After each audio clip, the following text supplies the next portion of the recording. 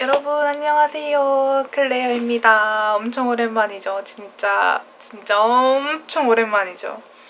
원래 제가 새해 영상까지 찍어놓고 편집을 다 해놓고 올리지를 못했어요. 그때 영상이 계속 안 올라가더라고요. 그 뒤로 그래서 그 영상을 뒤로 이제 지금까지 영상을 계속 안 올린 거죠. 그래서 이제 제가 원래는 계속 찍으려고 했었던 Q&A 비디오를 시작으로 다시 유튜브를 좀 열심히 해보려고 합니다. 방학이기도 방학이고 이제 진짜 캐나다의 삶을 되돌아보면 조금 막나이처럼 살았던 것 같아요. 물론 알바도 하고 공부도 열심히 하긴 했지만 그만큼 게임도 많이 하고 술도 많이 마시고 네, 그랬던 것 같아요. 이제 돌아가면 열심히 살아야죠. 저도 코업도 이제 구해야 되거든요. 이제 돌아가면 이제 코업을 구해야 돼서 이제 유튜브 편집을 게임 대신에 열심히 해볼 생각입니다. 일단 이제 쓸모없는 소리는 이 정도로 마치고 제가 Q&A로 본격적으로 들어가 보도록 하겠습니다.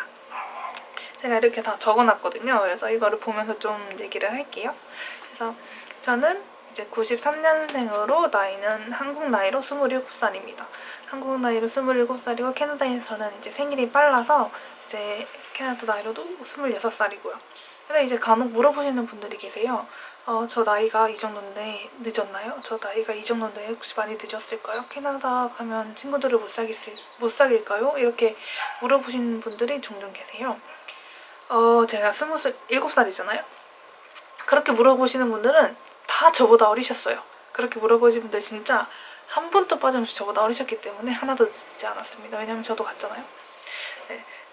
솔직히 제가 갈 때만 해도 저는 뭐 좀 어쨌든 나이는 좀 있지만 그렇게 늦진 않았어 라는 생각으로 갔거든요. 네, 그렇게 나이 많지 않습니다. 네, 저보다 나이 많은 분들도 계시고 물론 어린 애들이 더 많지만 어린 친구들이 더 많지만 저보다 나이 많은 분들도 제법 계세요. 진짜 많이라고는 할 수 없겠지만 제법 계세요. 거의 없진 않아요. 제법 계세요. 그렇기 때문에 나이에 대해서 그렇게 크게 연연하지 않으셨으면 좋겠습니다. 한국처럼 나이 연연 안 하려고 외국 보통 가는 거니까 그런 나이 문화가 별로 없기 때문에 외국은 약간 다 알다시피 친구잖아요. 그렇기 때문에 나이는 그렇게 연연 안 하셔도 됩니다. 물론 19, 20살 친구들이 컬리지다 보니까 맞는 건 어쩔 수 없지만 그렇다고 해서 친구 못 될 정도 그런 건 아니에요. 그냥 다 친구하고 놀아요. 네.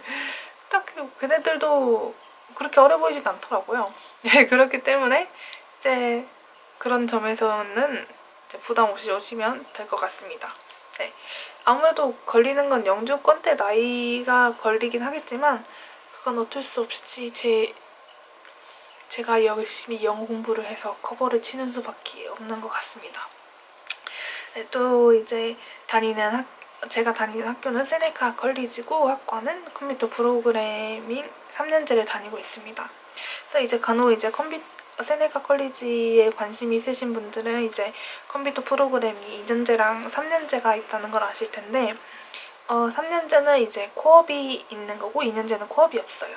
그리고 그렇기 때문에 이제 2년제 4학기가 졸업이고 3년제는 4학기까지는 2년제 커리큘럼이랑 다 같은데 이제 5학기, 6학기 때 이제 프로페셔널이라고 해서 이제 좀 더 전문적인지는 잘 모르겠지만 좀 더 심화 있는 내용을 다룹니다.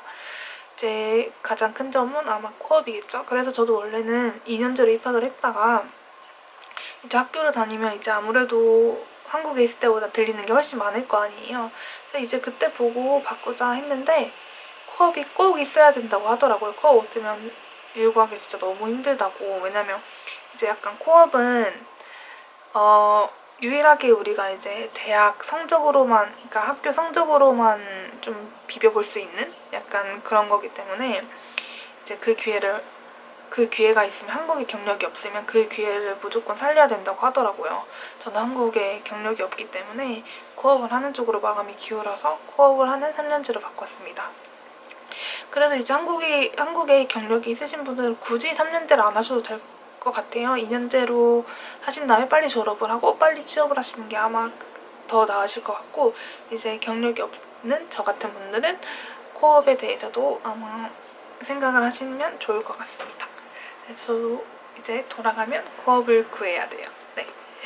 제가 컴퓨터 프로그래밍을 전공했잖아요. 그래서 한국에서도 전공을 했는지 궁금해 하시는 분들이 종종 계시더라고요. 네, 한국에서 전공을 했고 경력은 없고 대학도 졸업하지 않았습니다. 그러니까 거의 아무것도 아니죠. 뭐 그냥 그냥 아무것도 아닌 사람입니다. 네, 그래서 딱히 별로 큰 메리트는 별로 없지만 큰 메리트?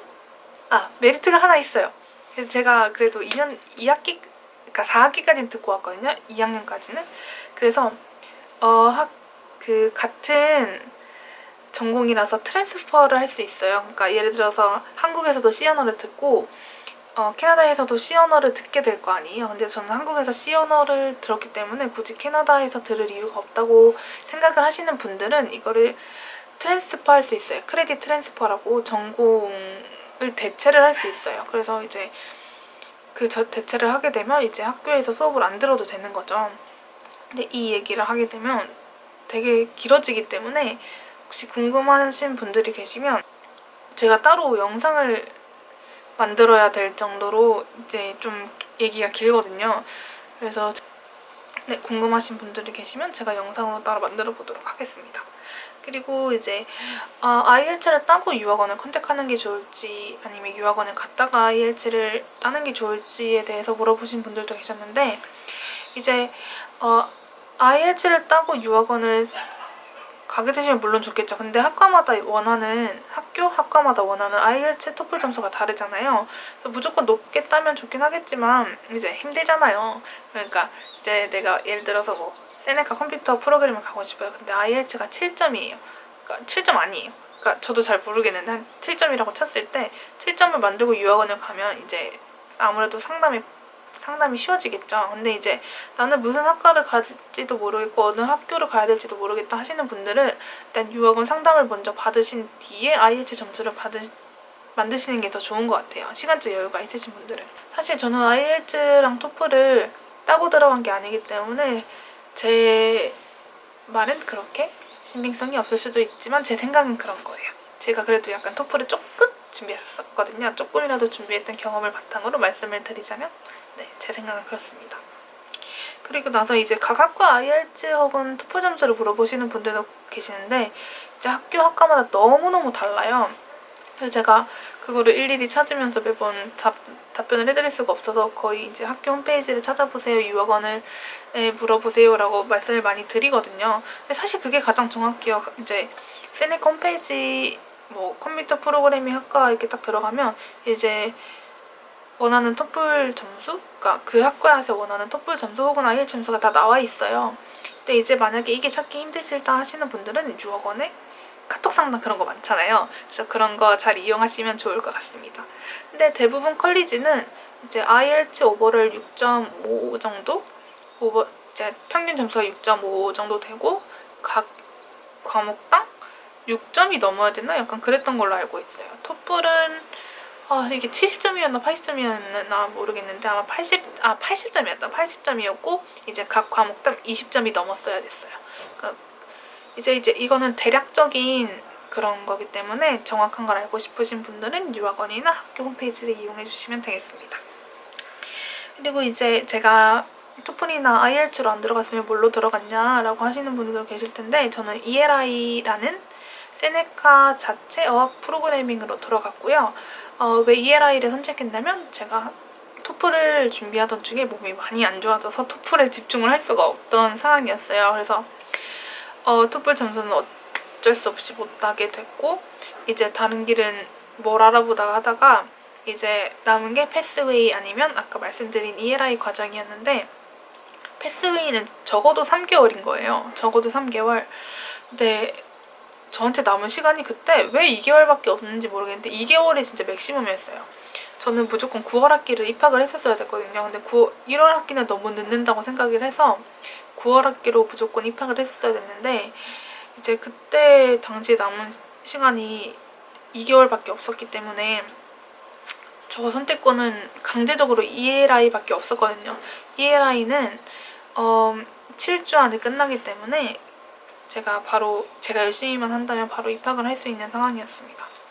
그래서 이 틀에 대해서 얘기를 간략하게 해드리자면 패스웨이는 이제 미니멈이 각 레벨이 3개월이라 이제 제가 가장 높은 반에 들어갔어도 3개월이 지나야 입학을 할 수 있어서 저는 시간상 그건 잘 맞지 않았고요.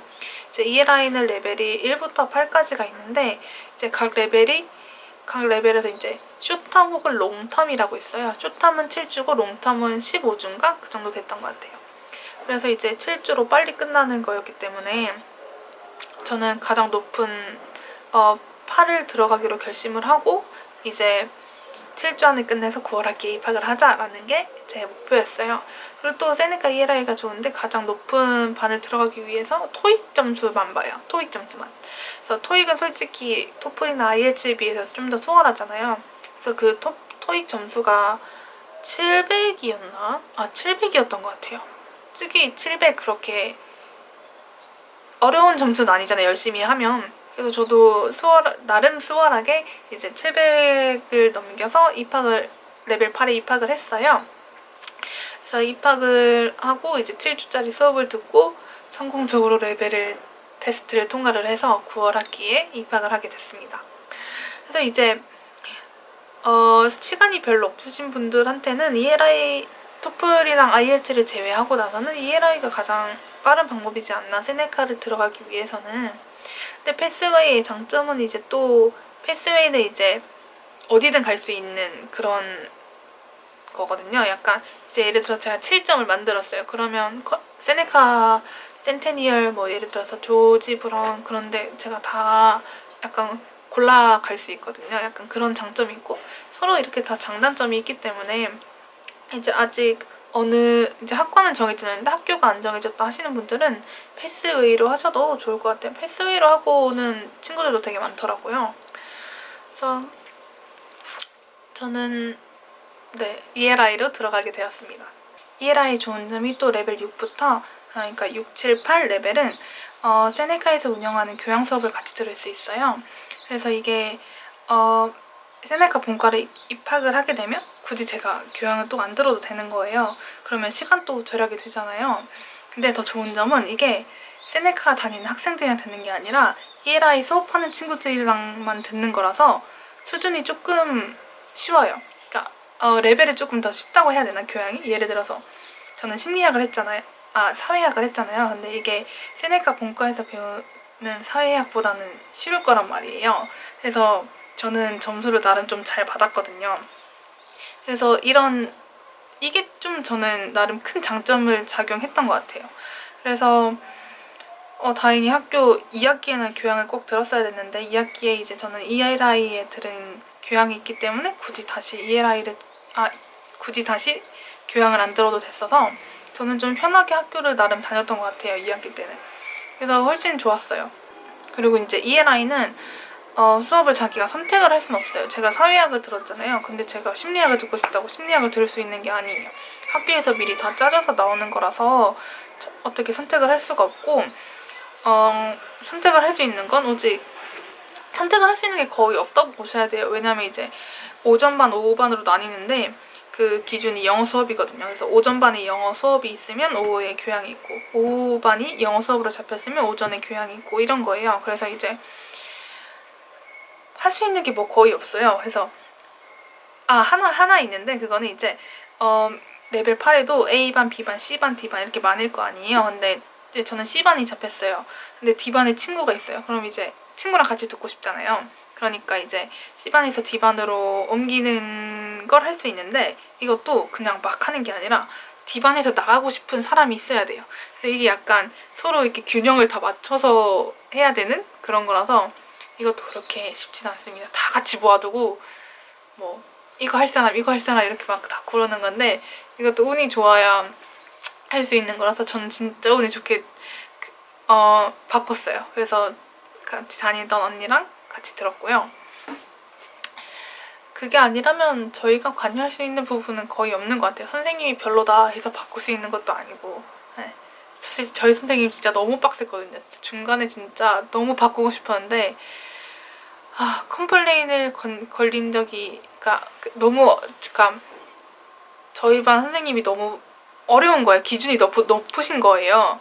그러니까 뭐 이것도 알려주고 싶고 그러니까 되게 좋으신 선생님인 거죠. 이렇게 이것도 알려주고 싶고 저것도 알려주고 싶고 그러니까 너네도 그러니까 좀 잘 따라와라 하는 선생님이어서 이제 되게 힘들어서 이제 저희 반에 어떤 분이 이제 코디네이터한테 가서 한번 말을 했나봐요. 이거 너무 다른 반이랑 불공평한 거 아니냐, 우리 반이 점수를 좀 더 못 받는 거 아니냐 라고 말을 했는데, 아니 그 선생님이 이때까지 단 한 번도 컴플레인이 이렇게 걸린 적 없다고 해가지고 뭐 딱히 해결된 건 없었어요.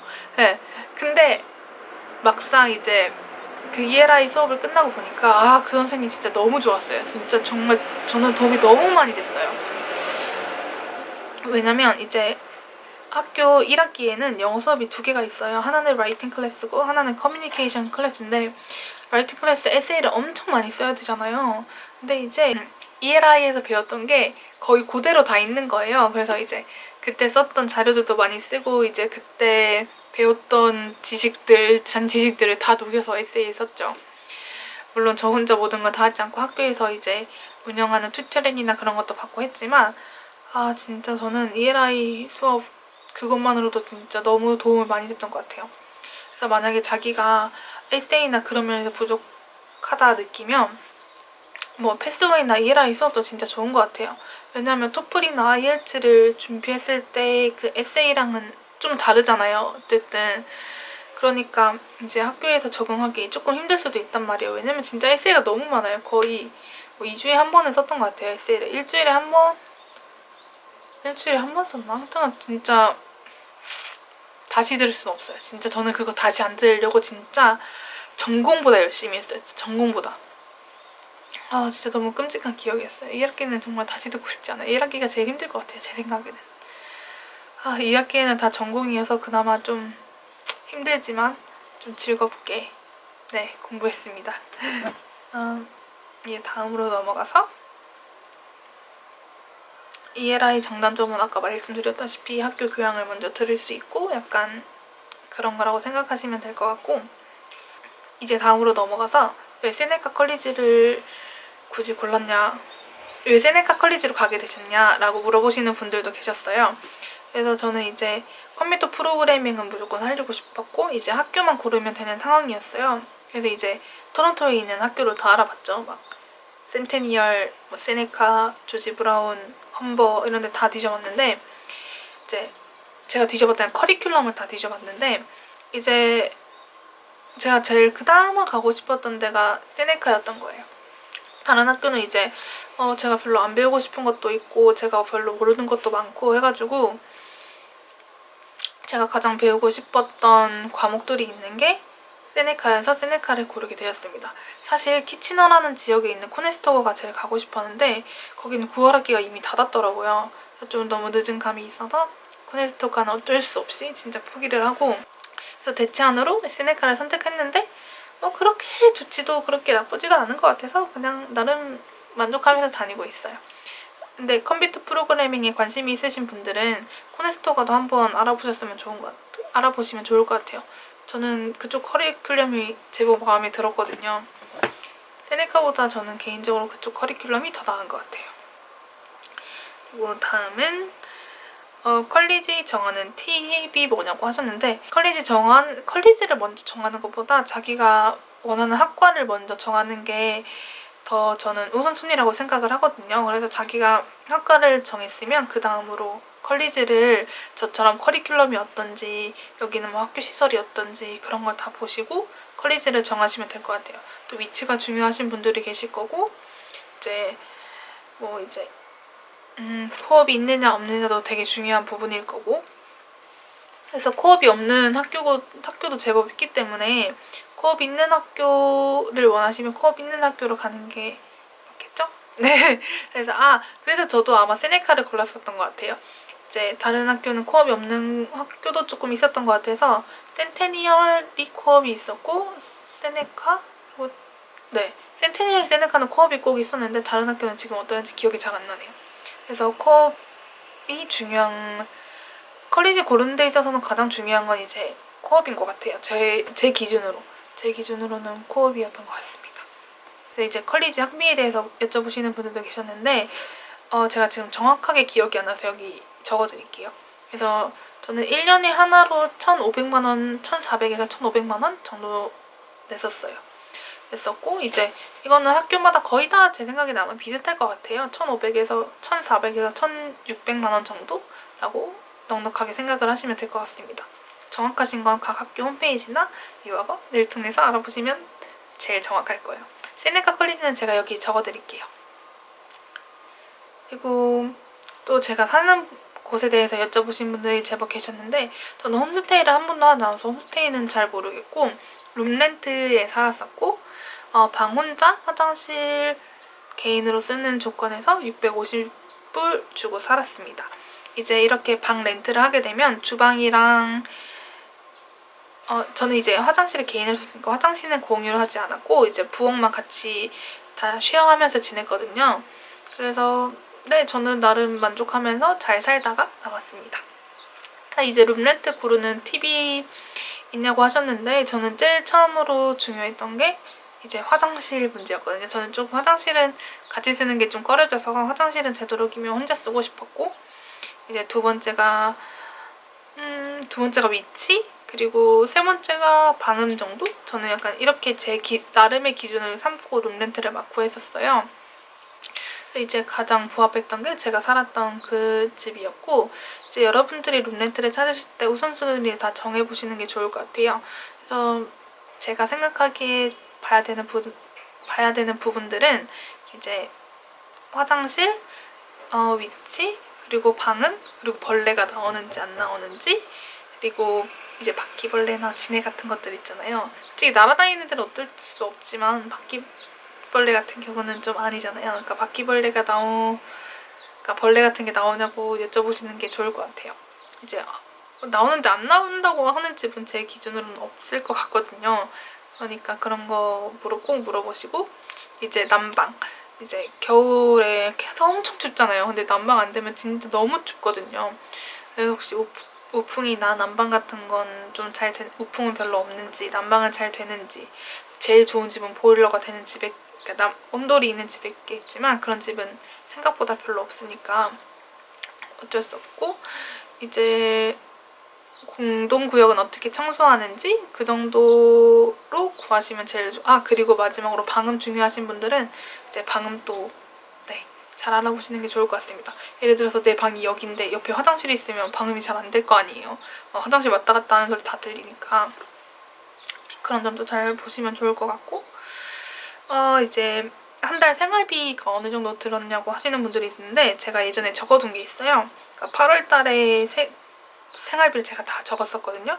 그러니까 보니까 1,400불 정도 썼더라고요. 그래서 이게 진짜 미니멈이에요. 제가 8월에는 알바도 안 하고 뭣도 안 하던 시절이기 때문에 돈을 진짜 제일 아껴 썼던 날들이에요. 초기 비용도 없고 뭐도 없고 할 때여서 이제 제일 아껴 썼을 때가 1,400불이니까 이게 미니멈이에요. 이것보다 더 줄면 삶이 너무 피폐해질 것 같아요. 그러니까 1,400이 미니멈이라고 생각하시면 좋을 것 같습니다. 그리고 나서 이제 학기가 갈수록 100불, 200불 우버타고 시켜먹고 그래서 더 많이 썼던 것 같아요. 근데 제가 말씀드릴 수 있는 건 이제 최소 비용이 1,400. 근데 이 1,400에서 이제 메트로 패스가 100 얼마가 나가고 핸드폰비가 50 몇 불이 나가고 저 룸렌트가 650불이었잖아요. 그래서 고정 비용이 823.25불이었습니다. 그렇기 때문에 이 점 참고하셔서 생활비가 이 정도 들겠다라고 생각하시면 좋을 것 같아요. 그래서 이제 알바로 생활비가 충당이 되냐라고 물어보실 수 있잖아요. 캐나다가 최저시급이 2개가 있어요. 하나는 이제 일반 캐셔나 뭐 그런 분들이 받는 14불인가? 그럴 거고 이제 팁을 받는 직업이 또 따로 있잖아요. 팁을 받는 직업은 이제 12.2거든요. 그래서 이제 세금을 제하고 나면 한 넉넉하게 10이라고 제가 잡을게요. 10이라고 잡으면 이제 일주일에 20시간 일할 수 있잖아요, 학생들은. 그래서 12 곱하기 20을 하면 일주일에 240이잖아요. 그럼 이거를 4주를 했을 때 960이 나온단 말이에요. 근데 이제 서버가 960만 받고 끝나진 않잖아요. 팁을 받잖아요. 그래서 제가 아까 말했다시피 1,400이 미니멈 제 생활비인데 그러면 440이 모자라잖아요. 근데 440 무조건 팁으로 채워지거든요. 팁으로 안 채워질 수가 없는 금액이기 때문에 서버 잡을 하시게 되시면 최소 생활비는 무조건 나와요. 최소 생활비는 무조건 나오기 때문에 무조건 서버 잡을 하시는 걸 추천드리겠습니다.